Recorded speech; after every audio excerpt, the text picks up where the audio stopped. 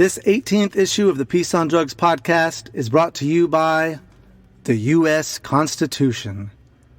That wonderful document put together by the Founding Fathers and ratified in 1788 and has been in operation since 1789 and is the very document that is America.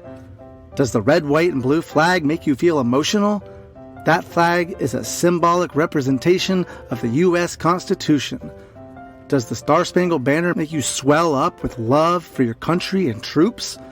Everything that song stands for and our troops fight for is written in our Constitution. But I must warn you, the threat against our constitutional rights comes not from abroad, but from our very own leaders and law enforcement agencies. The First Amendment gives us freedom of religion and speech. When the Nixon administration didn't like the anti-war hippies and the black civil rights movement, he couldn't arrest them for speaking their minds or for the color of their skin, so he asked, "What can I arrest them for?" Turns out, drugs were popular in some of those communities, especially with the hippies. And so, criminalize drugs hard and you could now kick in the door wherever you wanted to and break up whatever meeting you wanted to, even if you only found a little bit of drugs, like even a joint. Nixon started the drug war. Loophole around the First Amendment. Freedom of religion? My personal spiritual quest involves using plants like cannabis and psilocybin mushrooms. Can I practice my spiritual rituals without interference from the law? Nope. These laws have come to be called the drug exception to the Constitution. The Fourth Amendment prevents the government from searching you or your property without just cause. But when the Reagan administration declared drugs a threat to national security, the Supreme Court was happy to make drug exceptions to the Fourth Amendment. Drug-sniffing dogs are not in violation. Heat-detecting planes can fly over and scan your house in hopes of uncovering heat lamps used to grow cannabis. Random stops to check if you've been drinking called DUI checkpoints. New York City stop and frisk anyone suspicious, which usually the very color of your skin constituted suspicion. Also, you got a taillight out? That's enough to pull you over, and if your eyes are a little red, then well, you might have to stand on the side of the road while some cop goes through all your personal belongings. The Second Amendment guarantees us the right to bear arms. Just don't have them if you also have drugs on you, because now they become not so legal. The Founding Fathers would never have allowed a drug exception to their document, and we shouldn't stand for it either. I'm going to read an excerpt from This Is Your Mind on Plants by Michael Pollan. Why is it illegal to plant a seed, a gift from nature, when your only intention is to grow it for its physical beauty? Yet, at the same time, it is perfectly legal to purchase an AK-47 when your only intention is gopher control. True, the Founding Fathers had provided for a specific right to bear arms, but the only reason they'd had nothing to say about the right to plant seeds was because it never would have occurred to them that any state might care to abridge that right. After all, they were writing on hemp paper. Time and time again, the Supreme Court has upheld constitutional violations when they involve drugs and when state courts have decided a drug bust to be unconstitutional. The Supreme Court has overturned them and ruled that they were in fact constitutional. To quote the dude, "This aggression will not stand, man. Stand up, peaceniks. Speak out for our constitutional rights." All right, today's guest is a friend of mine, musician, artist, and all-around interesting dude. Check out his music on iTunes and Spotify, Singular Fashion. Thanks for listening to the Peace on Drugs. Let's jump into the deep end head first with Michael Pinckney. America's public enemy number one in the United States is drug abuse. Drugs are menacing our society. What are your thoughts on the drug problem? I had a great time doing drugs. So tonight, from our family to yours, from our home to yours, thank you for joining us. This is the Peace on Drugs. So what's up, man? What's going on? Chilling. Just working on the opioid crisis special today, doing a lot of work on that. That'll be out this week. Okay. Yeah, so we're going to talk about, we were just talking about the opioid crisis with the Purdue Pharma and how these pain pills affect people's health. Because there's other aspects where you were talking about is something that isn't talked about a lot. It's talked about overdose and death and addiction, but what about the medical problems that you have being on these medications constantly? Right. Like strokes. I mean, when I was addicted to Vicodin, I got my blood tested, and the doctor said it was the third highest he'd ever seen in his life for cholesterol. And I was like, oh, so I just need to diet and whatever. He's like, no, you have a condition. You got to take this medicine. So I started taking fenofibrate. I quit taking it. Now I exercise regularly, and my levels are fine. But I think the one thing he didn't know was I was addicted to Vicodin. That was something he couldn't calculate into his reasons, because all that Tylenol I was taking that was in Vicodin messes up your liver. So my liver probably wasn't processing the cholesterol, because it gets a lot of that stuff out. But right. So, and you were saying that your mom had a stroke. Was that it? Well, I mean, growing up, she was on quite a bit of medications. Yeah. For depression and bipolar, and then probably heart, and then probably blood pressure. So there was like this cocktail that she was taking for a while that it would change over the years. If something wasn't working, they'd add more or take something back. And then there was just a point where she was having seizures. She was having, multiple minor strokes until she had a big one. It's awful. Yeah. Yeah, that's one thing I didn't realize with the cholesterol thing, was that I was prone to having a stroke with those kind of levels. I was at 1,200 or something. Right. And that can be permanently damaging. But right. Luckily, she didn't have any permanent effects from those. Well, when she had the final stroke, when we moved her down from Chicago, definitely they figured out that she was getting over-medicated, which was causing a lot of different things. So they actually reduced a lot of the medications she was on and then narrowed it down. And I believe that she doesn't even take anything for depression anymore. That's really good. I think that if you can handle your depression with Johan Hari has this book about it, about Lost Connections, it's called, where he was on all these anti-depression medications, SSRIs, and he said you gain weight, you put a lot of weight on with those drugs, antipsychotic medicine, all that makes you gain weight. And he said the actual data on how much they relieve depression is very, they lie about a lot of it. They fudge the numbers. They do have a very slight amount where they help, but they make it sound like they're a huge help. They're not. You're actually even better off making, the reason it's called Lost Connections is figuring out why you're sad, what's going on in your life. And a lot of it is we're less connected than we've ever been, even though we're more connected than we've ever been, but it's all moved online, and that's not natural. We need human connection. Right. So. Right. Yeah. Let's touch on that if you want. We can go on and on about that one. All right. About social media and you follow your lead. So if you got some subtopics, I can definitely jump in on that. It's really a horrible. It can be a great thing. The internet could be the best thing we've ever created, or it could destroy humanity. And right now what's happening is what these Eastern European troll farms have figured out is they can manipulate us. Our country, the dividing in our country is the biggest thing that's threatening the United States. Russia's not going to be able to fight us in a war. We don't want to fight them. No nuclear powers are going head-to-head in an old-school war. Now it's like, we're going to go, type it online. Let's get the right-wing people all mad about what the Antifa's doing. Let's get Antifa mad about this, and then let's get them to go in the streets and hit heads. And a lot of these, something Rogan posted, and I haven't looked into it whether it's true, but it said that 19 out of the top 20 visited Christian news sites are run by Eastern European troll farms. So whenever they see, you got to listen to this doctor. He says coronavirus is not dangerous at all, and you should not get vaccinated. And my mom sends me these videos, and it's like an actual doctor.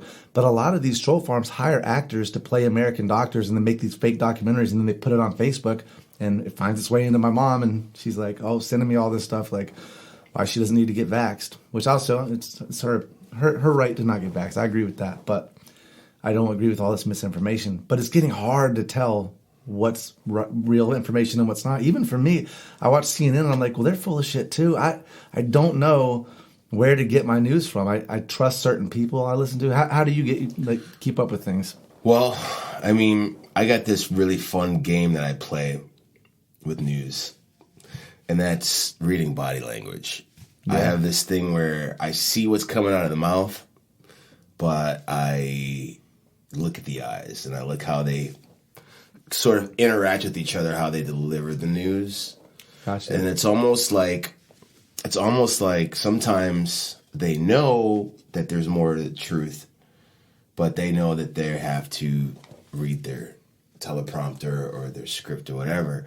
So I've always had this weird. It's like reading someone's poker face. Like you're like, yeah, are they lying about that ace? Because you can see it on their face, and that's what you're saying. If they say something that's true, they might have a certain way that they say it, and then if they say something that was bullshit, they might have something they don't even realize they do that you're trying to pick up on. Exactly, and I can give you a really great example of that actually, and this was like 10 years ago, prior to the T. I met not Sinead O'Connor, Soledad. Okay. Soledad O'Brien was one of the main anchors for CNN around 9/11 and up to that time.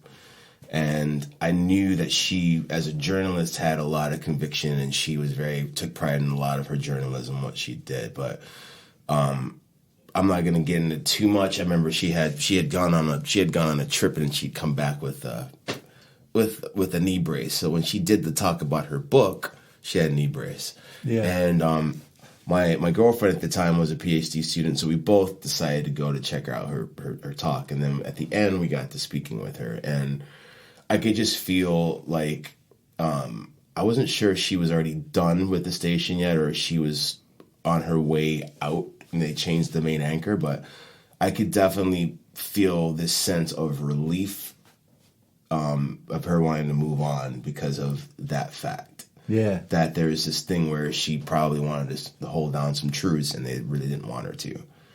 So that's been one of my personal experiences with that. And I do still kind of keep in touch with her via email, because she does have another show that comes on NBC at 5:30 in the morning on Sundays and Saturdays. Oh, they buried her. Yeah, but it's called Matter of Fact. But she does get her airtime.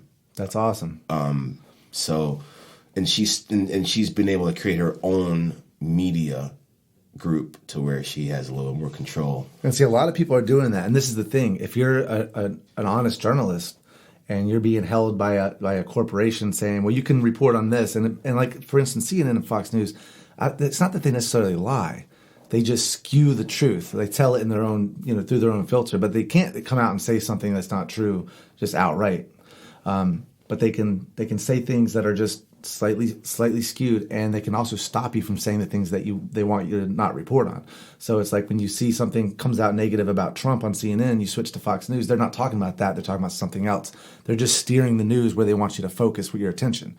And so these other people, like you're saying, are going out and creating their own networks, which is great. But so many people are doing it that now you have all kinds of bullshit networks that aren't true at all, and you have the most honest journalists also doing them. So you got to figure out, how do you find the person that's telling you the truth versus how do you find somebody? I mean, it's hard. Or touching on an area where news isn't really touching as well, like hitting middle America. I mean, I've watched the segments and I've seen a little bit more pointed reports going on, more detail than usually that would just get brushed over in mainstream. Yeah. You know what I mean? And also it's how they report on things like that. So the defund the police movement, right? This was a very politically charged statement when people are coming out, defund the police.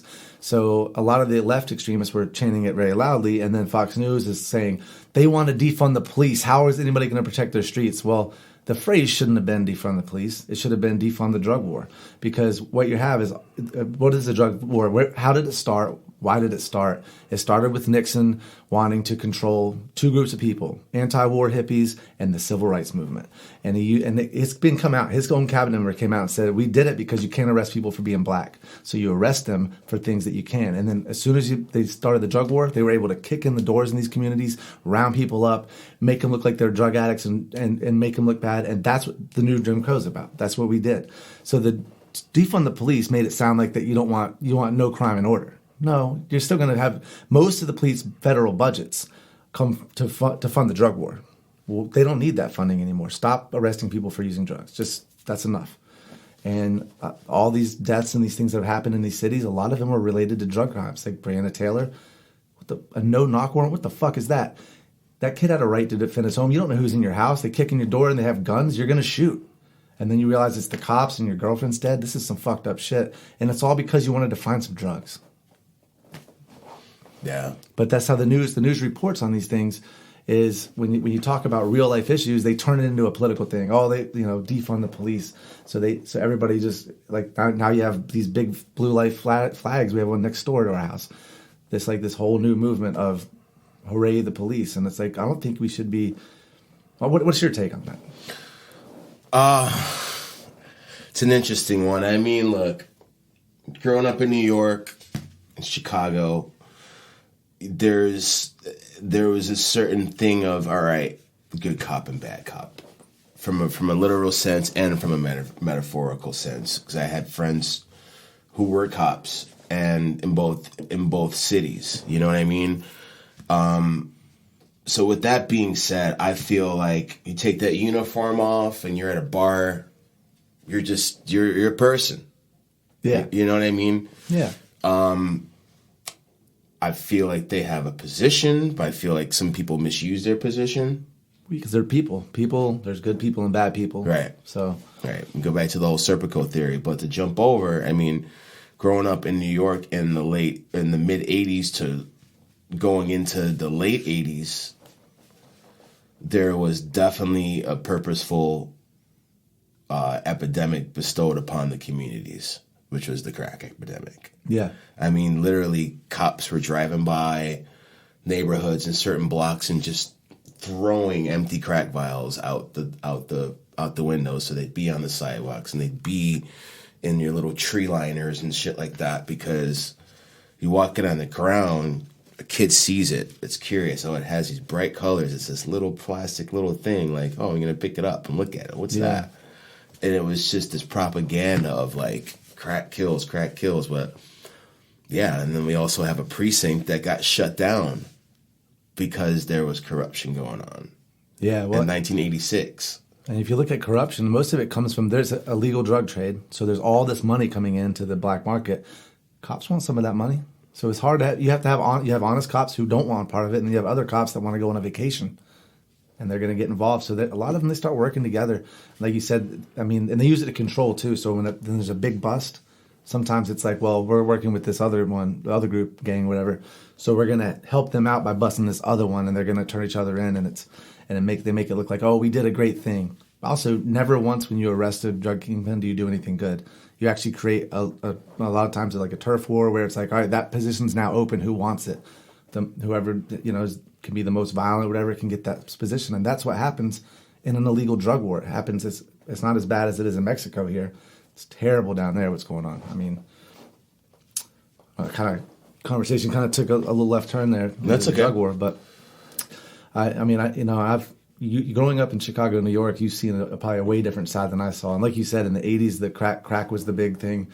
And the laws, which a lot of people are saying, they're very racist laws, but they also, a lot of black senators were behind these bills too, because they weren't looking at it of actually how devastating they would be. They were looking at it as maybe these will help people stop using crack if we make the penalties harsher. But when you have a drug that's the same as cocaine, it's the same drug. It's just one's a smokable version. It's the same exact drug, but the penalty's 100 times harder. And now it's 18 hours. Obama dropped it to 18, but why not drop it to the same charge? Yeah, and also the affordability. Oh yeah, that's another thing. Was it $5 or $10 for a little rock? And I mean, I've smoked a rock before. It was it's not as crazy as people think. I mean it. I'll talk about it. I'm being open about my past Go ahead. The one time I smoked, my buddy, it's kind of a long story, but basically I knew he had a crack problem, I'd heard he had a crack problem. So I showed up at his house unexpectedly just to say what's up, and he opened the door, or actually his girlfriend opened the door, like white as a ghost, just kind of looked at me. He's like, Aaron, what's up? And I'm like, hey, what's up? And she's like, hold on, and closed the door on me. I was like, what the hell? 5 minutes go by. Finally, she comes back out. She's like, oh, Aaron, I'm sorry, I forgot you were here. I was like, all right, I'm just going to leave. What the rumors were true. So then I get a call a week later from my friend, and he's like, hey man, sorry about that. We had a crack problem. We were clean now. It's been 3 days. Come over and have some beers. I was like, all right. So I go over there. We start drinking some beers, and he's like, and then this dude shows up, and they go in the back room. So I'm like, all right, I know what this is.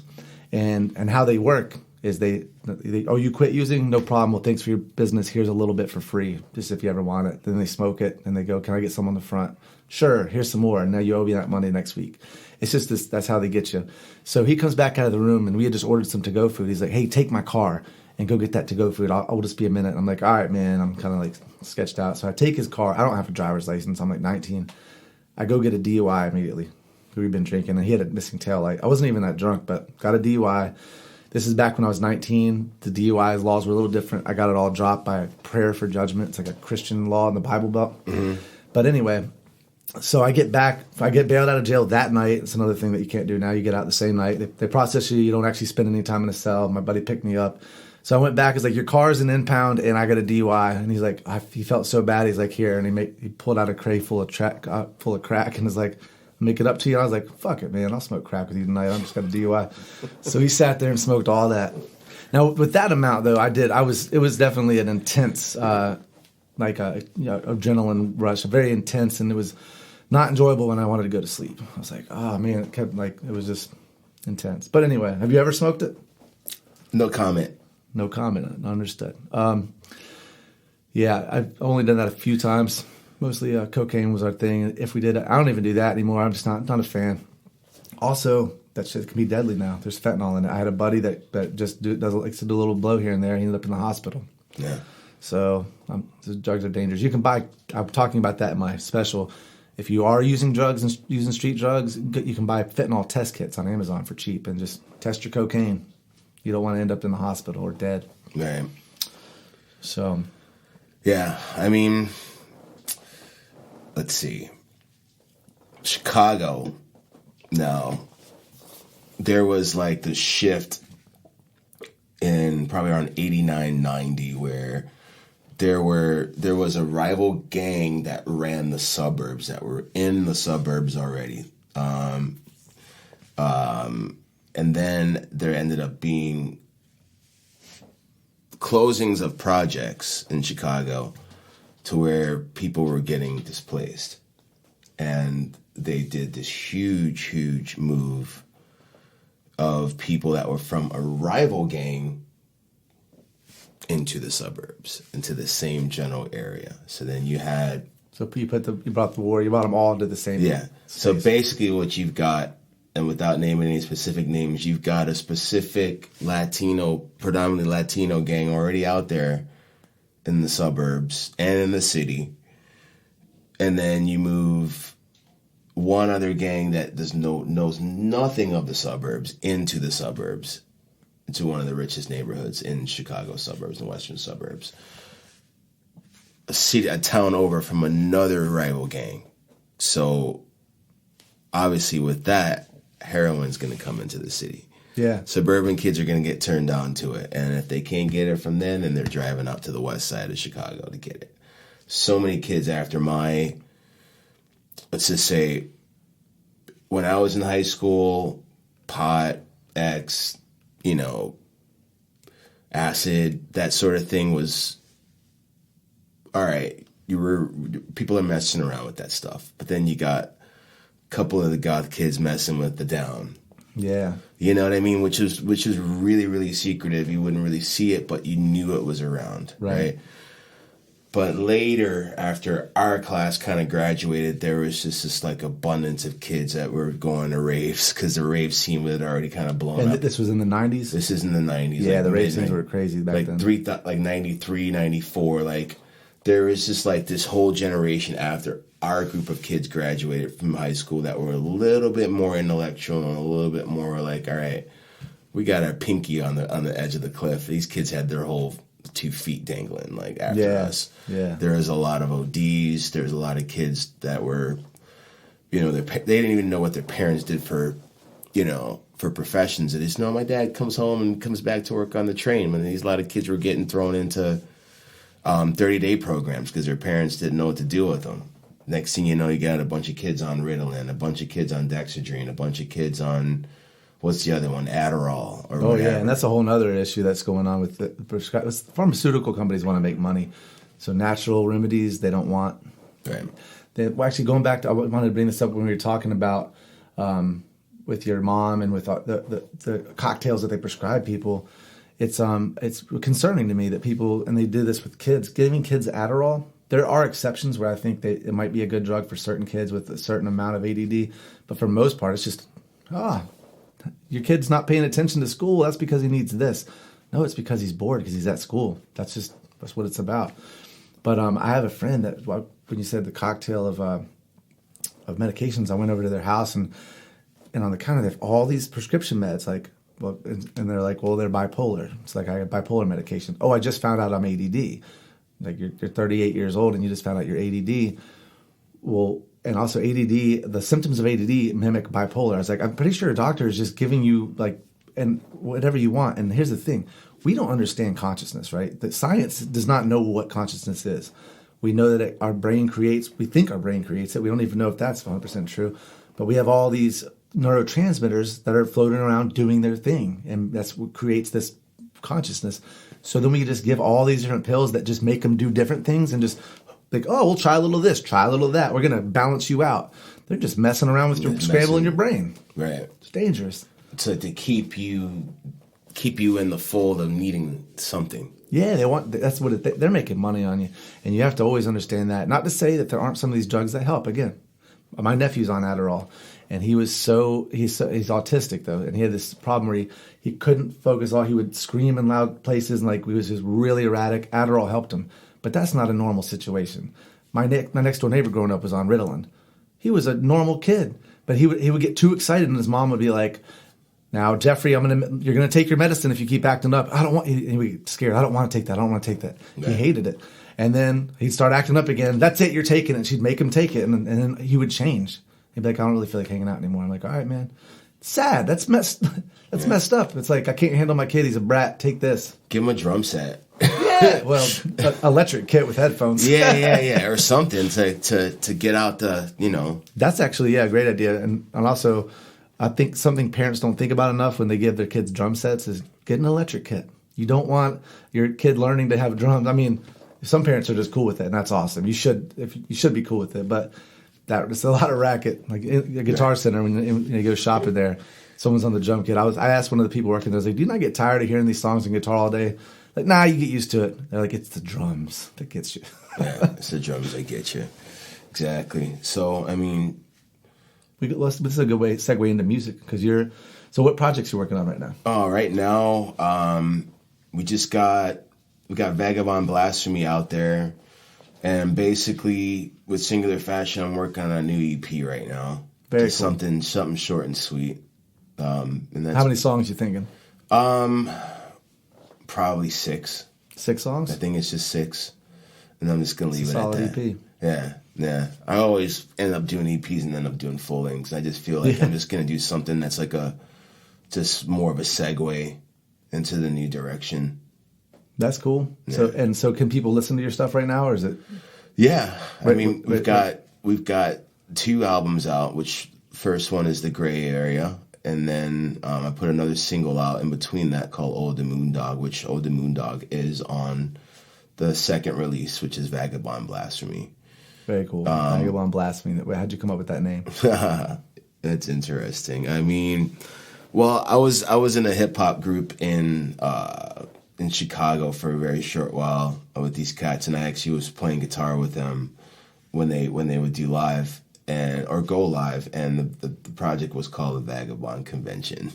Gotcha. So I kind of I always liked that surname because it was just like this weird group of guys that were just dope, and they brought me into the fold because I was more of a rock guy. Yeah. And it was like, we're all vagabonds. So I was like, all right, cool, Vagabond Convention. Well, how I came up with that name, I don't know. I guess probably it's based on the fact that there's a chronology that I have that whether there's a record label or whether there's major, minor, independent stuff going on or has gone on in my life, it doesn't really matter. There's a story here. There's a travel that's gone on. There's a journey that's happened that has allowed me to be a part of many different places and almost kind of like a nomad in a sense. Whereas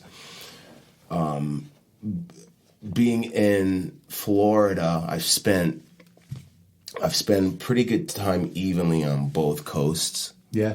Where at on the other coast? Miami? Miami. Yeah, Miami, Fort Lauderdale area. And I felt like when I came down from Chicago, it was weird. I really didn't feel like I had to like adjust too much. Let's just put it that way. Really? You mean from the other coast? Just from Chicago to Miami. I felt I got you. As a major city in the country, it just felt like I belonged because I have both, American roots and also Caribbean, South American roots. So it was just like, it made the most sense for me at the time to cruise down there. And I did plenty of research. I love the music scene there, whether it was, electronic Caribbean stuff, international stuff, anything that was coming out of any of the South American countries. It definitely intrigued me. And I felt like I could carve a little piece when I got there, and I found the tribe, Yeah. Whereas, in very much blunt honesty, out of love, I'm just gonna say this because I have been here for 8 years. I've come here with history, and my brother has as well. So we've come here to decide to like kind of drop the anchor. My brother just left to go to Colorado, but I've stayed here now 8 years. And do you like it here? I you know what? I do. Yeah. I do like it here, but I've met, creatively, I've met some resistance that's have caused some reclusion in a sense. Well, the music scene here is almost non-existent. I mean, I don't knock it. I don't really. There's some okay acts that I've seen but honestly, if they want to make it, they need to get out of here. Right. I mean, right. I don't know. Fort Myers is just it's a cover scene. That's another thing. It's all cover bands. That's what I do. It's how I make my money, and I hate doing that. But what I hate about that is I feel like then when I'm off work, I don't feel like playing. I don't feel like writing because I've been playing guitar for 4 hours, but I'm playing other people's stuff. And I pepper in my own songs, and nobody claps or cares. They're drunk. They want to hear stuff they know. That's just how the crowd is. And that's to no fault of the artist. Like, I want to clarify that. There's a lot of guys here that I respect because that's what they do. I choose to have the dichotomy of working in another field, which is a culinary and hospitality industry and production industry, because I don't want to burn out. Yeah, you know what I mean, and that's just my choice. So like I totally respect everybody making their dollar, but on the other hand, what I will be blunt about and be merciless about is the fact that these venues here play the game. Yeah, they're the culprit. Now, will you walk into any of these venues and make sure that out of 100%? How much of that 100% are actually paying their royalty dues? Well, they do. All the places I played, they do pay. Was it BMI or whatever they have to pay? It's BMI. But I wonder. Here's the thing, because I don't play all the stuff that most people are playing. I play some of it if it's requested. Right. But I play Bright Eyes and Blind Melon. I guarantee those artists aren't getting a penny from what they're paying. Right. I don't know how the BMI does it, but how do they figure out what songs I'm covering? I think from what I know, I guess what they do is they break it down in each venue, whether it's a restaurant, a live music venue, or whatever. Even if a restaurant's playing music on a playlist, they have to pay into dues. Yeah, I just wonder if they base it on what's being played on the radio. They just assume that's what we're playing and that they're getting that money. It's. I think there's a certain percentage that's compartmentalized for venues that they have to pay dues, and those dues get divvied out amongst, if you're registered with whichever composer society, be it BMI, CSAC, or ASCAP. Gotcha. But I'm just saying, like, some of the artists I play that are obscure are not seeing any of that money because they don't. Nobody comes out to check my playlist to see what artists they want to send money to, which they couldn't find it. Like, that wouldn't be feasible for them to go to every single person and find every single list. It's not possible. Right. But I don't know. I don't have to pay the thing, so I'll let them worry about that. But it is a weird. It's almost like, because I listen to a lot of comedians and they talk about how if you steal somebody else's joke, that's like the worst thing you could ever do. Like, you're a hack, even if it's close. And I'm like, I'm basically a hack for a profession. Like I'm. It's different with music because artists cover people. They always have. The Beatles started as a cover band, so it's not the same. But I kind of feel that way. It's like I gave up what I wanted to do so that I could play other people's music to make money on it, and that kind of sucks. And I'm actually almost wishing I would have stayed, and like, because I've served and bartended too. I was like, I wish I would have stayed that route. But for a while there, it was just so much easier to be like, I'll just play music and it'll be great. Now I'm trying to do this podcast. I'm trying to veer my way out of doing covers. I met a booking guy who's like, I do booking. Do you have a card? I was like, I don't have a card. He's like, well, what's your number? I was like, I'm not looking for gigs right now. He's like, you're not? And I was like, I'm actually trying to get out of this business. He was shocked. He's like, nobody wants out of this. This is a great business. I was like, I want out. Like, just. Well, like I said, I mean, I don't knock anybody for how they make their money. But on the other hand, like, surrounding this area, there's so much other shit going on. You go to Tampa, you go to Sarasota. Yeah. You're seeing a little bit more support for original music and venues that are available. Cape Coral is getting okay. They have some getting there. Well, Nice Guys is great. They'll have cover bands, but it won't be like a cover band. It'll be like, we're a Nirvana tribute band. It'll be these young kids doing Nirvana songs. That's different. That's cool. And then they have original acts. They do comedy nights. Ollie's, that record store there, they do. Her friend, the all original punk band, did 3 different bands played, all punk songs. And that was cool. And then I've seen Rackham's do some cool stuff. You played Rackham's. Yeah. I've done Rackham's with another project a couple of months back. But again, it's emerging, but yet it's taken a while. Yeah.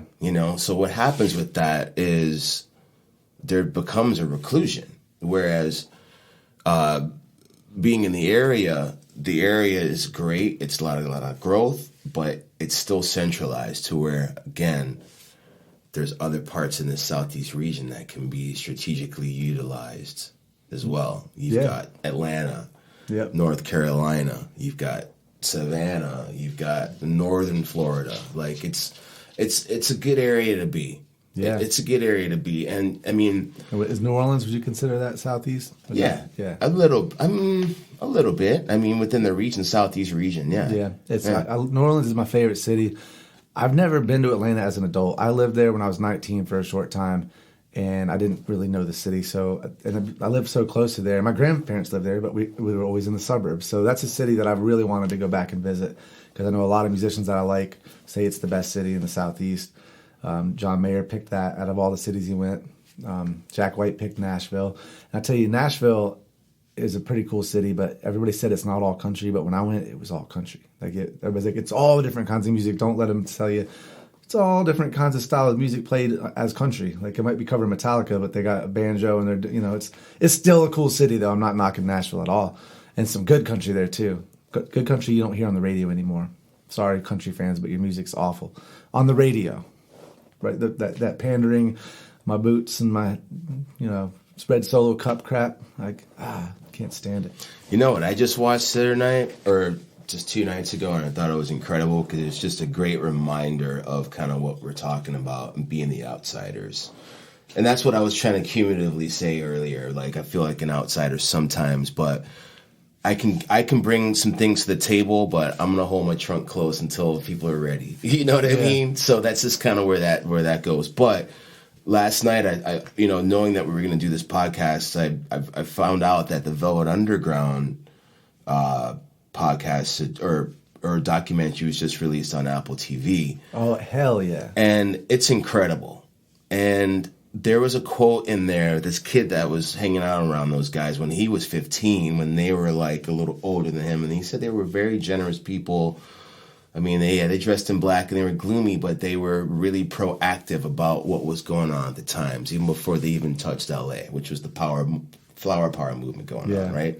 But what he did say was, he was like, just because of the mood that they set with the music, he was attracted to that because someone else bought the record, didn't like it. He traded a record for it back at the time. And he's like, I like this. And he's like, you know what? The first thing he said was, I think these people will understand me. You're talking about Lou Reed? No, not yet. But I'm talking about this person that was speaking of the Velvet Underground. Oh, I got you. Like, I can't remember his name specifically. I'd have to go back and watch it again. But he basically stated, like, just because of the mood and the tonalities that they were using that were kind of a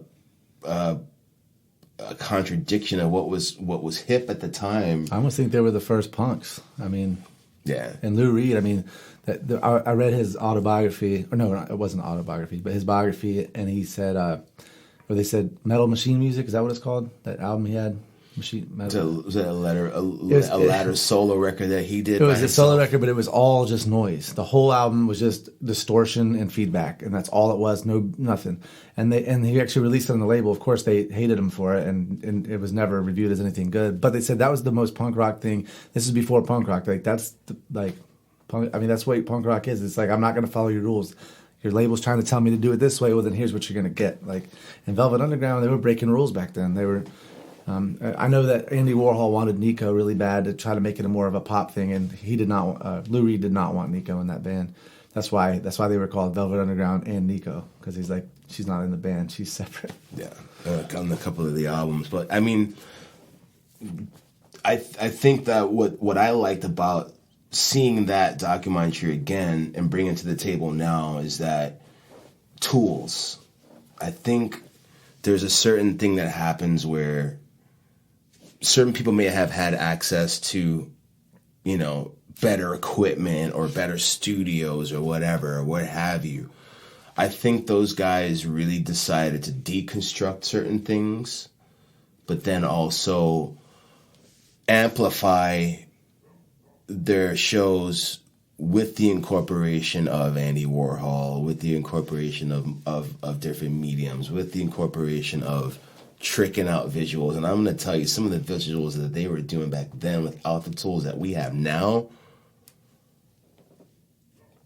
leave skid marks in some of the shit that's going on right now. Visually, in my personal opinion. I agree. And also, back then, it was like real. Everything that they did had actually be real. Like, it wasn't, everything's digital now. But like with all the effects you hear on the Beatles records, they were doing those. They had to make those effects happen. Now it's just click, click, boop, boop, which is way easier. But I mean, there's something authentic that we're missing from that time. Do you ever feel like you were born in the wrong decade? Like, yeah, I mean, I was born in 75, so I wish I was born maybe 10 years earlier. Yeah, 10 or 15. I would say 20. Yeah, maybe even 20 years earlier. To be coming up, or to be like 17 or 18, right around 67. Yeah. I would have loved to be there, but I felt there was just enough of a resemblance of that, or I should say residue of that, for lack of a better term, in the household. So it's definitely implanted. You know what I mean? And caught enough of the 70s to going into the 80s and going into the next decade, which was the 90s, and then going into the millennium. I feel like seeing that transgression has given me strength within the digital domain now. Yeah. And honestly, I wish I had tape. I wish I had an Echoplex. But you know what? I look at the digital, my digital setup at the house. I've got two DAWs, and I just look at them as just two digital captures. Yeah. You know what I mean? And I try to. I kind of like my flaws. I like the things that are raw. I like the bleed. I like to incorporate that stuff because you can. You know what I mean? Like, yeah, if you get a perfect take, you get a perfect take. But you know what? If you get a take that has a little more oomph behind it, that might have a couple of little skips in it, so what? Yeah, I think Jack White was talking about that. He said he doesn't take them out because like that's what makes us human. Those little things adds that humanity in it. Right. That's why when I listen to a perfectly produced pop song, it turns me off. I'm like, yeah, you sang that, but after how many takes and with what kind of stuff on your voice, it's not human anymore. It's too perfect. I mean, some of the songs are good, but it's just too perfect. Velvet Underground was the opposite of that, right? None of it was perfect. Like if it was perfect, they'd retake it to make it not perfect. Like, right. I mean, we do this dance all the time, man. There's just this dance of like, when do you let something go? You know what I mean? When do you hand it over? Yeah. You know? And it's a fine line, but at the same time, I refuse personally as an artist to be overly perfectionist. I have a point. I have a breaking point where there's a day where I just go, all right, this is it. I might have butterflies in my stomach. Hey, I might be approached by some cancel culture-esque people that, you know, may think a certain way, but hey, are you putting records out? Yeah. I mean, do you know the steps? Do you know how to be patient and not release something until it's ready? because that there's a dance there.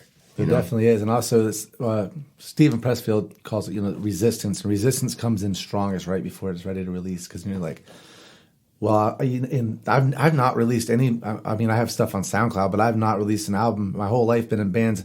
But every time that project started getting put together, I started thinking it's not good enough. I'm writing better stuff now, so I'd move on from that. And that kept happening throughout my whole life playing music. So I don't have anything finished. And the podcast was going to be the same way when I started it, but I was like, not going to let it happen to this.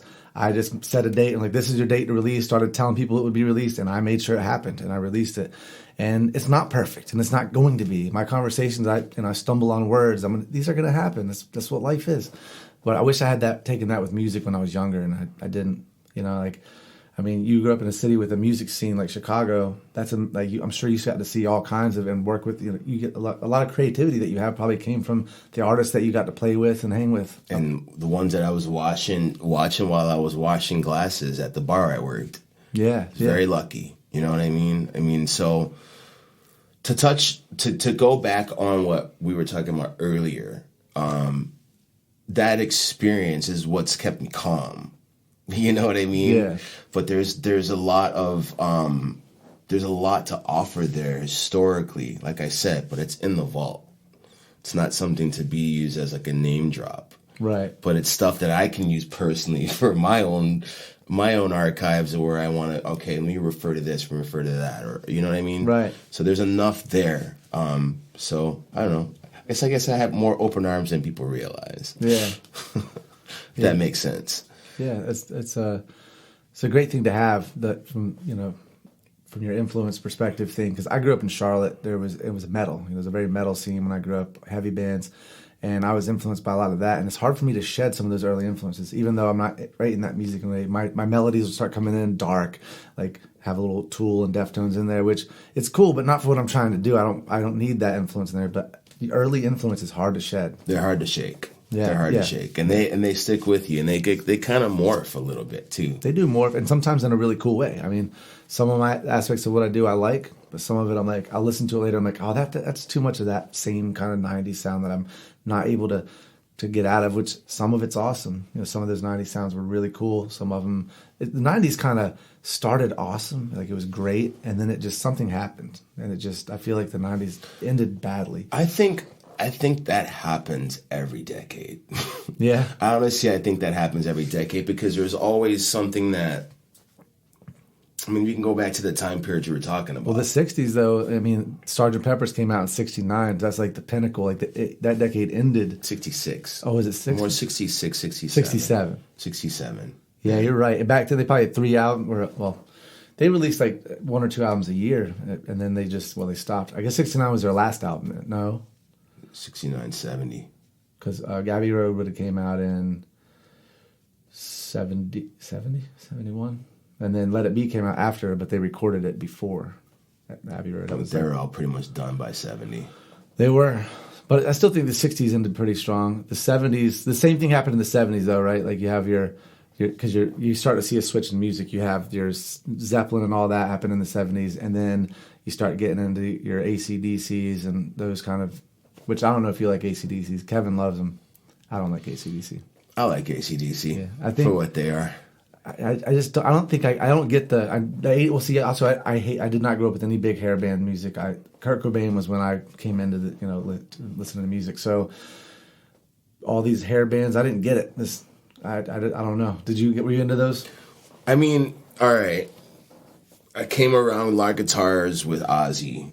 Blizzard of Oz. So I like Ozzy though. Randy Rhoads. So anything after Randy Rhoads, obviously being into guitar, you're gonna look at all the guitar gods at the time, like MTV, all the cool guitars, Kramers, Jacksons. Like I was into it all. I was into checking everybody out and comparing everybody. But I got more interested in shit when you saw bands like Bang Tango or The Cult getting some time on MTV, and those bands were the guys that were metal, but they were a little goth, but they were a little kind of synthy as well. Queensryche. I was more into that stuff. Yeah, I loved Anthrax. I loved Primus.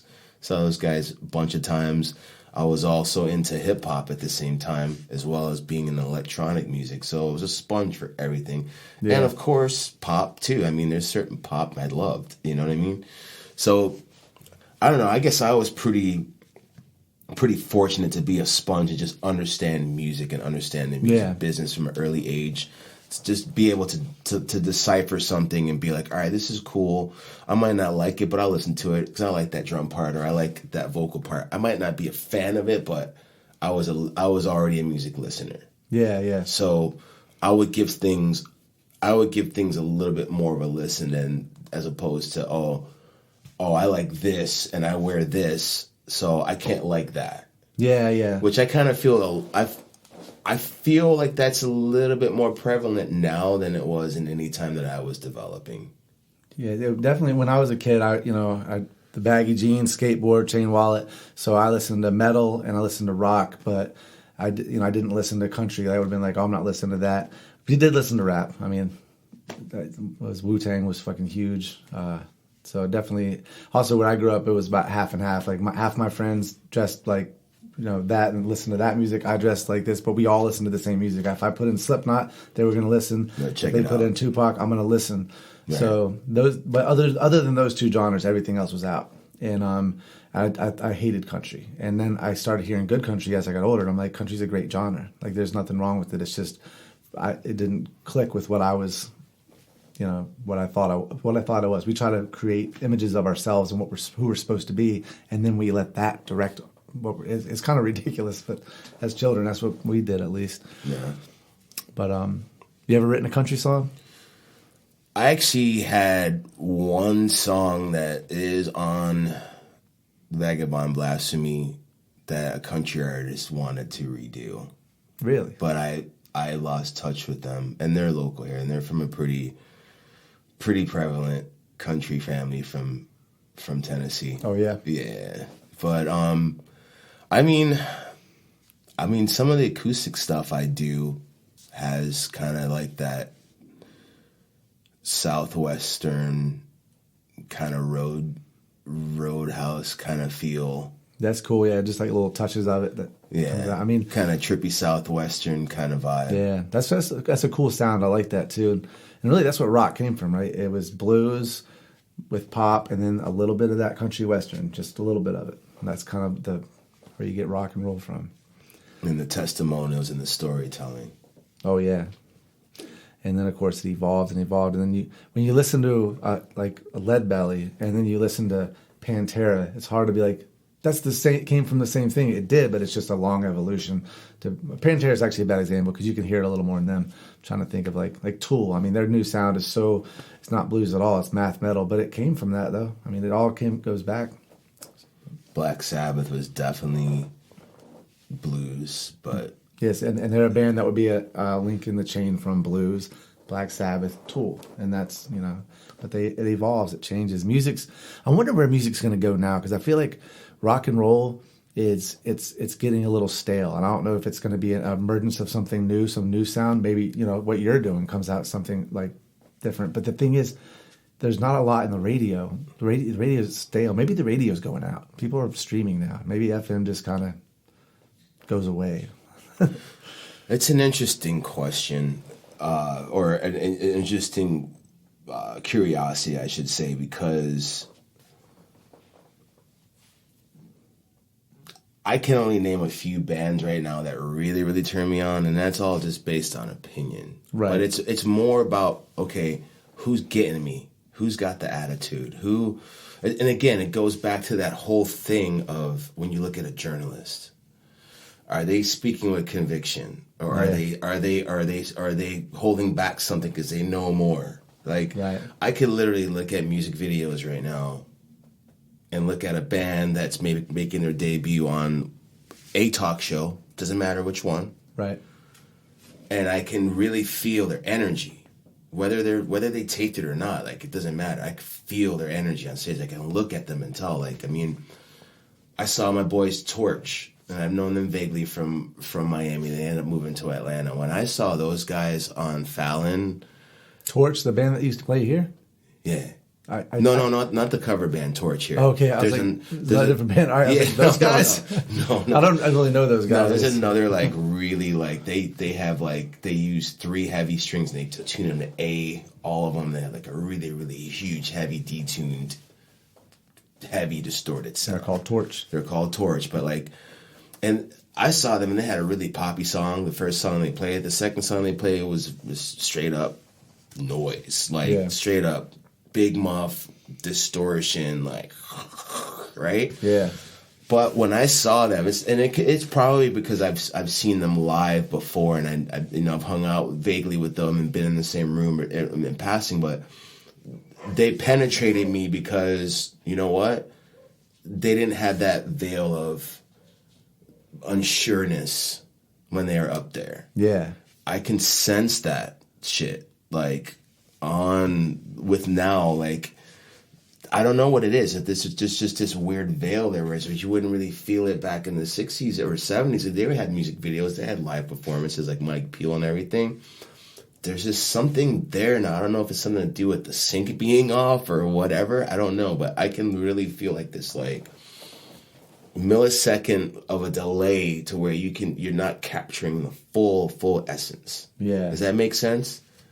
I don't think I'm following the delay thing. I don't know what it is. There's like a veil there where you can really feel if people have been on stage before, if they haven't been on stage or whatever. Yeah, well, like Kurt Cobain, when you watched him go on SNL, it was his first time on SNL. He'd played so many shows. You could see he was himself. He didn't feel any. He just gave it his all. That's what I'm getting at. I can feel this apprehension. I don't care how big the star is. I don't care if it's Good Morning America during their, that little show they do where they play 3 songs or Today's Show. I can feel it. Yeah. I can tell who is not even legit, like who is really feeling free.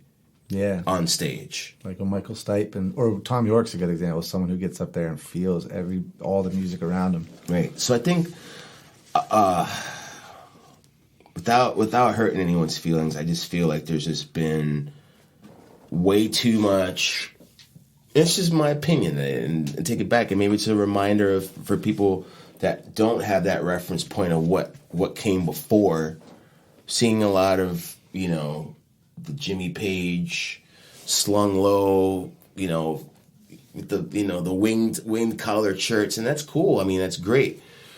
And then you're seeing a lot of the cut-off black T-shirts with the tattoos thing. I mean, there's a little bit more in the middle there still, I guess is what I'm getting at. I guess what I'm trying to say is that rock has many faces and many timbers. You know what I mean? But I feel like there shouldn't be this... oh, you're this, or you're from here, you should listen to this. Like, that's just something I didn't grow up around. I was a sponge. Yeah. You know what I mean? Or give something a shot that wasn't, familiar to your eyes. Yeah. Or the combination, Yeah, but I was trying to think of the saying, like, if it doesn't scare you, then, you got to do something that you're afraid to do, and that's how you grow. Right. If you go the route that you're supposed to go, I'm a skateboard kid, I listen to punk music, and that's all I listen to, then you're not going to grow from there. You can be that person, that's fine, but take some challenges, and that's what life's all about. That's what skateboarding is about, right? Yeah. Drop into the half pipe. You might break your arm, but you might learn something. You might learn something. Never do that move again, or what have you. Yeah. Last time I dropped it on a half pipe, I was 22, and I learned don't drop. You're done skateboarding. Your days are over. Because when you drop in, did you ever used to skateboard? I wasn't a big skateboarder. No. I was more of a street racquetball guy. Oh yeah, handball, paddleball, that sort of thing. Which is still, cool. Playing on cement courts. That was a big thing up there. That was a big thing in New York. Yeah, paddleball and handball. Gotcha. Yeah, I just remember So when you drop it in the half pipe, the idea was you got to lean into it. Like you want to be right with your board, so you lean in. So I overleaned when I was like, I remember how to do this. It had been like 3 years since I skateboarded. Right. I just overleaned and just smacked him on the ground. I was like, all right, I'm done. I got up all like, because you got that velocity and the control of your weight on that board, and then right. Yeah. It was never really my thing. Yeah, it was big where I grew up. I didn't do it for too long. I broke my finger. I broke my pinky, and still today when I play guitar, that pinky doesn't quite work right. Like it's just that's one little thing. But lucky that's all I've ever broke. I mean, I had friends lose all their front teeth because their skateboard came back and hit them in the mouth. It's a dangerous sport. It's fun. So what else, man? I don't know. We can talk about whatever, or we can wrap it up and go have a beer.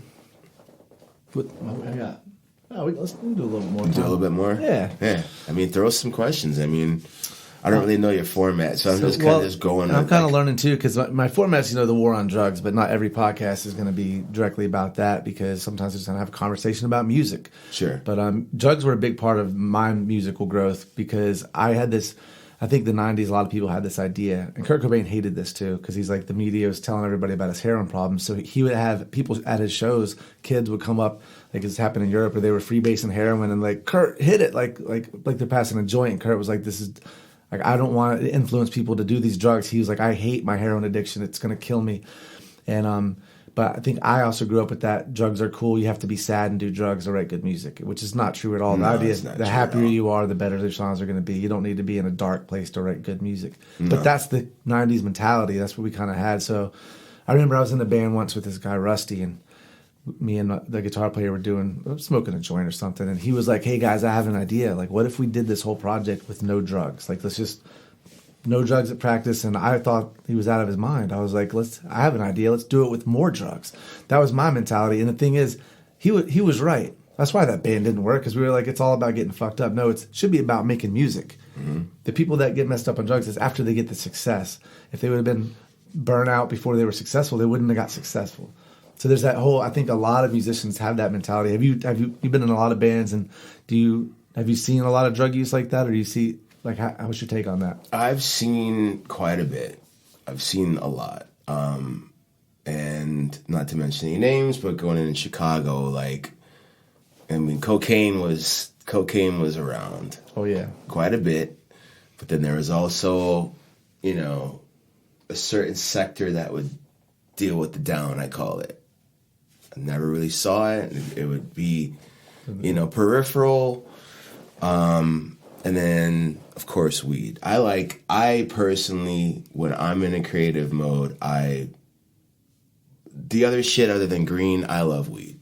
Like, yeah. I love weed. Like, as far as when I'm writing, when I'm recording, it's just a great tool I have around, because it just keeps me at a plateau. But when I actually get to the literal part of what I do, which is writing lyrics and constructing stuff, I try to stay as clear-headed as I possibly can. Really? To receive. I feel you on that. I use weed, though. I call it microdosing weed. Just 1 or 2 hits when I'm writing lyrics. Mm-hmm. But definitely when I'm coming up with music. I mean, pot to me has been the best creative force, and that's something I think everybody you shouldn't be afraid to use that. I'm talking about getting hammered drunk and taking pills and cocaine and all that crap. Yeah. But and I've never written a good song on cocaine. You get stuck on one line all night. You're like, this line's got to be perfect, and then you just... Well, you can hear that shit, man. Like, if you listen to a few records, man, I'm like... I can listen to some records in the 80s, from the 80s especially. I can tell... You can tell that there's just a lot of cocaine in the room. The whole 80s sound to me that's what cocaine sounds like. That and then the high pitched screaming voice and then spandex. Like, this is all a cocaine idea. I'm pretty sure. That and it's just, you could just feel the rush. Like, there's always the shit sounds like there's a rush to it. Like, they got to get it out. They got to crank it out because the label's coming by here at 8 a.m. and they want to be able to release it and send it to marketing. You can hear that anxiety. You can literally hear the anxiety on a record from the 80s. Like, just again, that deciphering thing that thing I think I have. But anyway, like, I mean, as far as going back to what you're asking me about being creative and using drugs, like, I feel like it can, for me, it's a hindrance. Like, I just can't have a lot of drugs around. Like, cannot. Like, especially, like, there's not always an engineer around for me when I'm doing my thing. Like, I'm kind of wearing many hats like a madman. I don't want anybody to see that shit. Like, it's crazy. It's like Jekyll and Hyde going on, like, in a lab, basically. So I have to be as clear-headed and have enough energy to get through 3-4 hours, you know, naturally. Yeah. You know? No, and that's the best way to do it. If you use cocaine to get your energy, then you have to pay it. You have to pay that back. You know, like on the tail end, you're going to lose half your day the next day. So it's better to just not do that. Right. But pot works really well because they say it's like it creates a plasticity in our brain. So we may think of something that we wouldn't have thought of without it. Like, because it's like our thoughts are a little more free flowing, and we also have a little bit more, the courage to do something we might not have done if we're a little bit high. Because some people will hold back to like, that's a stupid idea. They don't even consider it. But if you're high, you'll be like, well, let me try it. Don't just put it, and then you find something amazing. Yeah. So I think being high sometimes, how many people, have, so many artists, they say, oh, I smoke pot before I write. It's a common tool. And I think it's one of the best that we have available. Right. Lyrically, though, when I'm in a pinch and I'm not feeling it, what churns my butter is yerba mate. What's that? It's an herb that you find in South America. It's big in Argentina, Paraguay, Uruguay, and it's loose ground up herb, and you pour hot water into it and you strain it and you drink it in like a cup that has like a strainer. But it's what's the drug in it? It's a natural stimulant. It's called mate. It's a stimulant, but it's not caffeine that's in it. It's probably like a natural form of caffeine. Gotcha. Yeah. I'll have to look into that. Yeah, but yerba mate is like, it just helps open up the brain, especially for writing. I think caffeine's a wonderful stimulant for writing. Morning cup of... How many writers wouldn't be writing what they're writing without coffee? It changed. Actually, Michael Pollan's book, he talks about how the Age of Enlightenment may have came simply because that's when coffee was introduced, because water wasn't drinkable without having something like... So basically what they would do is they would give their kids, and everybody would drink alcohol because alcohol killed bacteria. So if you drink water, you might get dysentery, but you could drink alcohol. So everybody was boozed up constantly. And then all of a sudden coffee comes, and because you boil it to make it, killed the bacteria. So they started drinking coffee, and all of a sudden everybody started, like, the Age of Enlightenment happened because everybody's now on coffee versus alcohol. Right. It's pretty fascinating. So, there's tools to churn the butter a little bit, but I just personally don't like to use a lot of drugs in the studio. Gotcha. Do you meditate? My own form of it, yeah.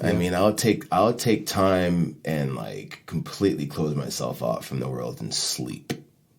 And just sleep, lay down, dream, remember the dreams, go back and go there. I go to that world. Have you do lucid dream training? Have you ever heard of that? I think it came upon me.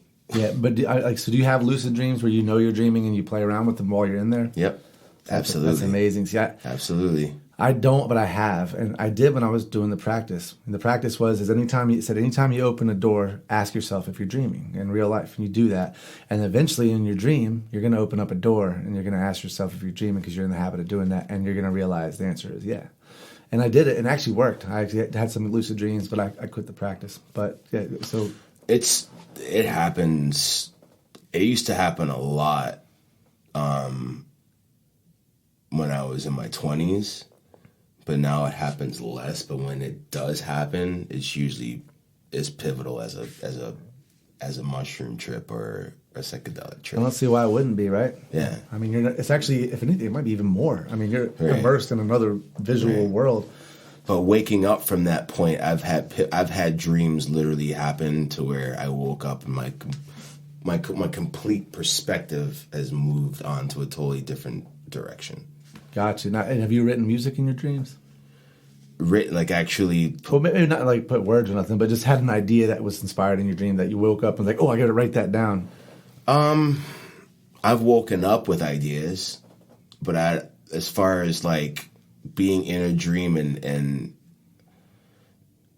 playing, I'm sure I've had that happen throughout the course of my life, but actual like remembrance of something in a dream, no.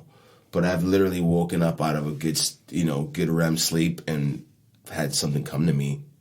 You know, at that. Yeah, well, like I've actually had a dream where I was playing the song and writing it, and I woke up and was like, I went and got my guitar and started writing it down. I don't think it ended up being good. Like once I was awake, I was like, it was better, in my head. But that happens with a lot of songs. But But yeah, no, and also, so you just wake up sometimes just inspired, like from something you dream, and like, I have an idea now. So Yeah, it'll have you'll just have like a lingering, 2 notes or a riff or something of that form after waking up and maybe getting up and walking around and catching the elements. I get up and walk outside in the morning, 3-4 in the morning sometimes, and check out the stars and check out the constellations. And that's your way of meditating, sort of like just being out there. And also you say lucid dreaming, but you don't actually do like breathing exercise meditations. No, I mean, I'm not against it.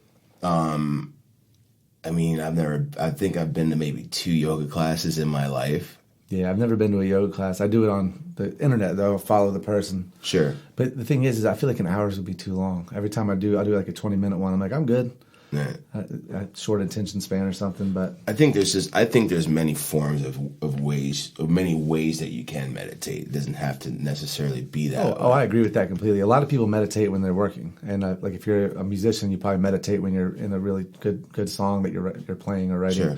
You get into those because as long as all your attention is focused in the present moment, that's what meditation is. Mm-hmm. And if you're really in a moment with a song, you're meditating. Right. Driving for me, like my last 2 cars have had no stereo in there, so I'm used to driving with no music. Yeah. So silence also helps. I agree with that. Sometimes I turn off my music, especially after a gig. I'm like, I just want quiet. Right. Drive home. Right. Take in all the sounds, just be in the moment. Right. That's exactly. And that's the. And I was just gonna say, like, if you're wanting to write music and you're not in it, or you don't have drugs to use or don't want to use drugs, getting into that meditative moment. Sometimes, if you can do some breathing exercises and pull yourself into the present moment, then that's all you need. Now that you're here, you get into your songs. But sometimes you start lackadaisical, and your song will pull you into the present moment by itself. Right. It's random. It's totally nonlinear. Yeah, is what I'm saying. My writing process is nonlinear. Sometimes it'll be like, well, let me go in the room today and let's make a beat. Next thing you know, make a bass line. All right, I'm getting something here, Then I'll put it aside. Yeah. Otherwise, it's an acoustic. Sometimes it's a word.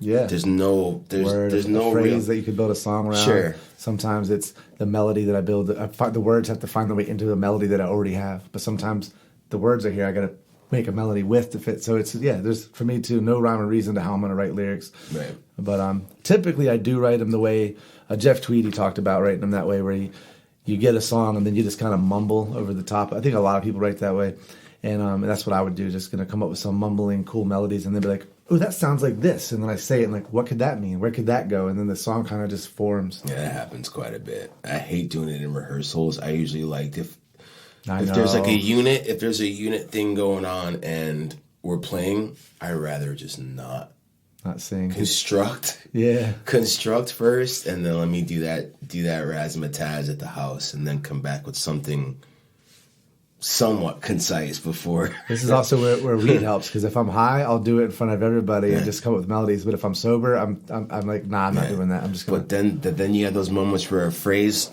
works for the whole time, and you're singing it, even though you might replace it with something else later. But it sets the tone and the theme. Yeah, you know what I mean. No, definitely. Yeah, I've had songs build that way for sure, and the last metal project that I was in was like that. They were real heavy. A lot of the lyrics that I had ended up being kind of anti-religion lyrics, because I think I'm just so influenced by Tool and bands like that it's like when I hear heavy stuff, the things that I get mad about are, for me, a lot of the religious stuff that I grew up with, the hardcore dogmatic people that think one way, very like, this is the way life is, and it's like, I don't believe that. The rattlesnake slingers. Oh, that shit's crazy, man. There was this one church in West Virginia where a grandfather died from a rattlesnake bite at the pulpit. He was a preacher. And then his son died like 20 years later at the same pulpit with a rattlesnake bite. It's just... What was the story on that? Like, why did they do that anyway? I think that they're like, I have all my faith in God. I can hold this rattlesnake, and I have power, because the rattlesnake represents the serpent, which is the devil. So it's like, I have power over this animal because God is in me, and it's probably a powerful. If you're in the service and you're watching this, you're like, yeah, a rattlesnake. That's how real this religion is, and you have to play games with people like this because it's kind of a ridiculous story. I think. Are you religious? I have been to many congregations in my life, and I like to keep it that way because I don't have a specific religion that I levitate towards, but to hear words, to hear congregations, to hear a message, I've heard many of them. Yeah, and some of them are great. And also, I don't have a problem. If Christianity brings joy to your heart and purpose to your life, that's great. What I have a problem with is when you take that religion and you say, well, it is no matter what I believe true, so therefore you try to get legislation passed based on your religion. You want to take women's rights away, these things, and forever gay people couldn't get married, and a lot of Christians quoted the Bible for that. We don't live in a theocracy. Your Bible should have nothing to do with the laws that are passed. That I have a problem with. But as far as you personally going to church, whatever makes you happy. We're all in this. Faith is faith, and randomness is randomness. I mean, there's obviously something. There's a creator. There has to be. This doesn't just show up. I think that way too. Honestly, for a while there, I was completely atheist. I was like, this is all. But then what was that? That's a dog. Okay. Yeah, Reggie. He sits by the door while we do these things. But yeah, I've thought there's no way this is just a random accident. I read Until the End of Time by Brian Greene, and he explained the Big Bang, how the particles went and coalesced and became suns and then re-exploded, and how we're basically all just random particles that happened to come to this. I'm like, it was a very depressing book, but I don't believe it. You can't tell me. I believe what you're saying mathematically. That's how we got here, but there's something behind that. But is it a simulation? I think when we die, it's going to be like oh my God, that was crazy. Like we're going to have this moment where we're in another, I don't know what it is. It's like when you're born, I don't know if you remember, what was your first memory you had as a child? The earliest one I can recall is picturing a ball. I like kicking balls around, so I picture a soccer ball in a field somewhere, or maybe not in a soccer ball, but there was a ball, there was grass. That was the earliest memory. I was probably like 2 or 3. All right. I remember having a bottle in my mouth. Really? And my brother's, all right, your mom's going to be home soon at like barely 1. Really? But like at that moment, it was like, that's what I'm trying to go at. Like, what do you do when you die? You don't know what you see. I remember being like a little kid, not being able to talk, going, I'm here. What the hell? And I remember that. Like, I have a photographic memory of that. That's crazy. That's pretty awesome, man. Because that is a weird feeling. I would imagine. Like, say, I don't have the memory, but the idea of not knowing what life is, but being in it, and then kind of starting to figure out that this is where I am. That's got to be a bizarre feeling. Yeah. So, but I mean, I don't know, man. Like, who has the answers? I will say this though: it's scary not having answers, and that's why people like in my family that are Christian, if they don't have Christianity, then what is this? And they go crazy. They're like, I can't. So they have to have. I'm going to heaven when I die. I get to be with Jesus. I get to see my friends and family up there. That's what they need, and that's nothing wrong with that. And it might be true. I don't think it'll be true like the Christian version exactly, but it could be that we all have another life together, and maybe your version becomes true because that was where your heart wanted it to be. I don't know, but whatever did create this didn't want us to know. That was part of the deal. We're not supposed to know, right? And I dig that. That's kind of how I look at it. There's a mysterious there, but there's also, for me, there's a trust. Yeah. I have a trust with this galaxy or whatever you want to call it. Yeah, whether it's God or the universe. I actually used to say prayers to the universe. Listen, here's what's going on, because sometimes prayer is a good thing. It's just you're just talking out your whatever you're going through, or saying something for somebody you love because it's hard to deal with what they're going through. Does it help? It doesn't hurt. That's for sure. Right. I think there's a vibration there. Like there's something as primitive. Yeah. I think it's something as primitive as to why I was good enough, or I was into. I shouldn't say good enough to try different religions. I should say into being in different religions or checking out different religions. It's because I just had that universal trust that there's something else that I need to check in with every now and then. I definitely agree that there's something else there. There has to be. And of course, I've smoked DMT and went into another world that was. It was real. Something was there. Like it's like this. There's a whole other world happening right here with ours, and I think when we die, we're going to be into that. That's where we're going to be. But I don't know. I could be wrong. That could have all been in my head. I don't know. Right. Nobody does. That's like there is this. I went back to college a couple of years back, and I remember them showing us this girl on a lawn. Started out with her on a lawn, and it went out all the way out to the planets and to the solar system, beyond the solar system that we grew up in the science books, and then to like the Milky Way, and then it went back into the Earth, back into her body, and back into like going into the cells and breaking. It was just showing like the Maximus and the Minimus. I don't know if those are real terms, but right, I got you. Totally like the macros and the micros. Yes, you know what I mean, and it just basically like just lets you know that even like there's atoms flying around here right now. Yeah, there's actual. This is not space here. This is oxygen. This is everything else. We are completely connected by all kinds of invisible things. That's what life is. It's all particles. But when we go into the ground, or when we get turned into ash or whatever, like. Where does all that stuff go? All of our energy and all of our particles, they actually said, I read something that every one of us actually has the particles of everybody that's ever lived, like, because there's so many billions of them, that like you actually would have a particle from Anne Frank, and one of your particles is just used to be was a part of her body, now it's a part of your body. And that's just because there's so many, it might even be trillions of particles that make up who we are. We're talking about the basic building blocks that make us physically exist. Sure. So it's kind of fascinating to think that, you know, everybody that's ever lived, every musician, well, I don't know about in our time, but I don't know. I read it in one of Bill Bryson's book, but it's pretty cool. It's a fun thought. Okay. Now, what was the thought? Just that we all have a piece of somebody else, and it's like a particle that would evolve from people in history. So like whether it's,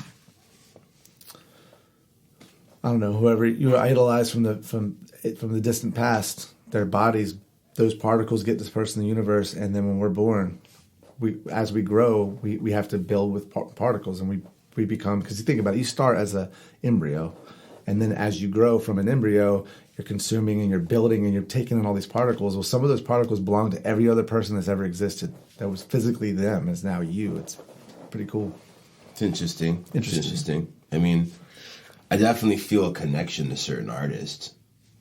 You know, I mean, if I was a race car driver, would I feel this connection to another race car driver? I don't know. Who knows? I don't know how that works. You know what I mean? Or a jockey. Who knows, right? But as far as being another artist like that, I felt a connection with the Velvet Underground last night, and it kind of heightened some emotions of the scene I came from. Yeah. You know what I mean? And it was just like, all right, these two things could have possibly, and they have, in their own weird way, have correlated. Like, as far as what I've done musically, what my friends have done musically, there's been crossings of paths with that Lower East Side vibe. You know? That's the New York, the Velvet Underground. Yeah. You know, there's been some crossing of paths with people that have been associated with that whole scene in my life. I'm not going to go into too much detail because I don't want to be a name dropper, but that's the thing. I hold it true. Yeah. You know what I mean? I hold it true in my heart. The one thing I will say is when I did record the first record, Gray Area, it was right down the street from where CBGB's was, which is now John Barbados. We were in a building that was called Collective Hardware, but I got to see Andy Warhol's and Basquiat's collaborations before I recorded. That's awesome. Yeah. Yeah. In that general area, like, it's definitely losing some of the relics that were there, you know, some of the history. It's totally changing, but I got to catch it before it did. 2009, 2010. That's awesome. You know what I mean? Yeah. So, I mean, I could probably go on some crazy tangents of personal premonitions that I've had. Like, I've had premonitions amongst our community of people that have passed that are musicians or artists. Like, yeah. But symbols. I mean, I've seen symbols in the clouds. I've seen it like many times where there's a certain way the clouds look that I happen to see them. And I kind of make a note to myself to brace myself, and then it's come true. Like a sign. Yeah. Yeah, my wife's like that with cardinals. Anytime she sees a cardinal, she's like, that's a good sign that good things are coming. Right. And it's not necessarily even like big clouds or gray clouds or rain or storm. There's just certain little patches, little small like cotton balls that I will see that it will kind of give me a signal to kind of be on the lookout because there might be someone. And it's happened before. And I guess what I'm trying to say is like you were touching on the connections. I felt like there is a communal connection with artists. I felt that, yeah. Because the way that we receive information, I think that we received information a little bit differently than people that have not taken on their possibility of being creative. Because I think everyone has the potential of being creative. I do too. Everybody has the potential, but the people that are the most successful at art are able to tap into that. Like you said, it's because every artist says the same thing, and I say it too. When I'm writing and I get into a groove of writing a story or whatever I'm writing, it's not coming from you, it's coming through you. We're vessels. Exactly. I truly believe we're vessels. And I think that there is a connection and there's influence, there's inspiration for a reason. You know? And if it's coming through us from something else, then all of us artists are connected by whatever that thing is that's feeding through us. Sure. So we all have that in common. It's almost like we're all bonded by that eternally. I mean, right. And I agree. I mean, whether you've got the biggest record deal possible and a scandal attached to it, or you have a dichotomy because you're just putting your shit out and you're living a double life because you got to go to work. I think within that whole bandwidth, I think we all encounter a lot of the same things. I agree. I think a lot of the big artists, they start with it opened up to that signal, but then once they get certain big, they sell out. They get cut off from that, but a lot of them don't write their own songs anymore. So the people that are writing it, who are still connected to that, are giving them the songs. I don't know, I'm probably getting over analytical on this, but there's definitely people that I see take advantage of that. And it's a weird thing with artists and profit because there's so much money for recording artists that are successful, and then there's so many great artists who there's no money for because of all the money that's like was it Kevin talking about Mariah Carey, her record deal came in to their deal, that was kind of one of the reasons they got shut out was the cost that they owed for Mariah Carey, something like that.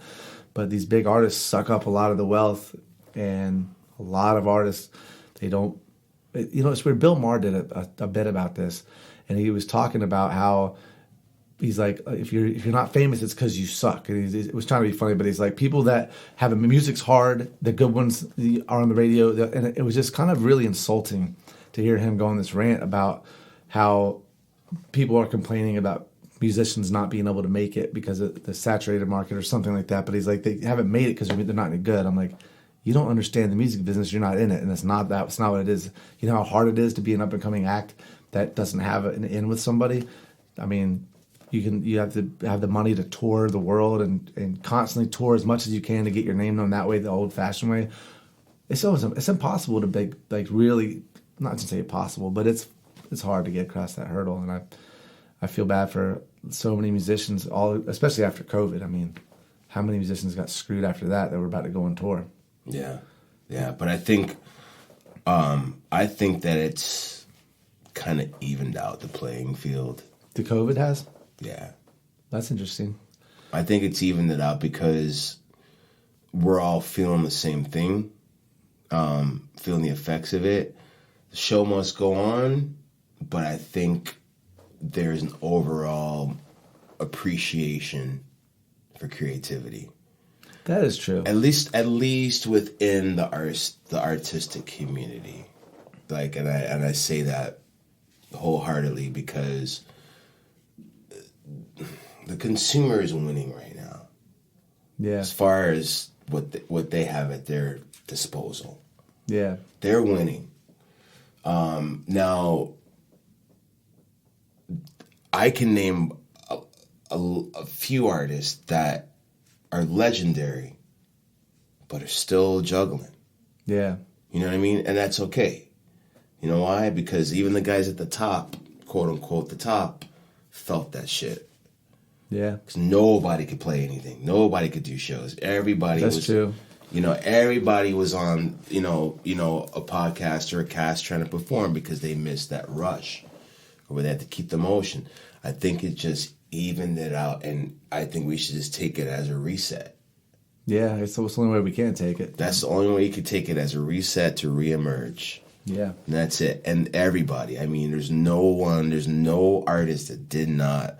When I say artists, I mean musicians. I mean painters, photographers.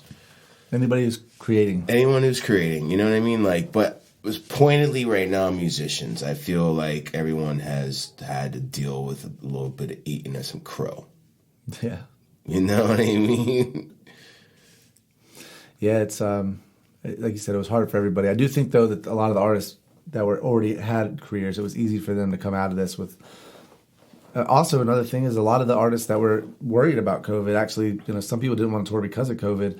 The successful artists, I can't get that thing to turn off. The successful artists were with money in their bank accounts, didn't have to go right back to work. People like us, we were like, oh, as soon as we can work, we're going back, regardless of if I'm going to get sick, which I didn't. I'm fine. I'm not, but I'm just saying it was like a thing where you saw the people with money stayed home, and then the rest of us went back and started, hitting the grind. Right. But, well, you want to go grab a beer? Yeah, let's grab a beer. All right. Well, it's great having you on the podcast, Michael, and hopefully I'll get you back in here again sometime. All right. All right. Peace out. Peace out.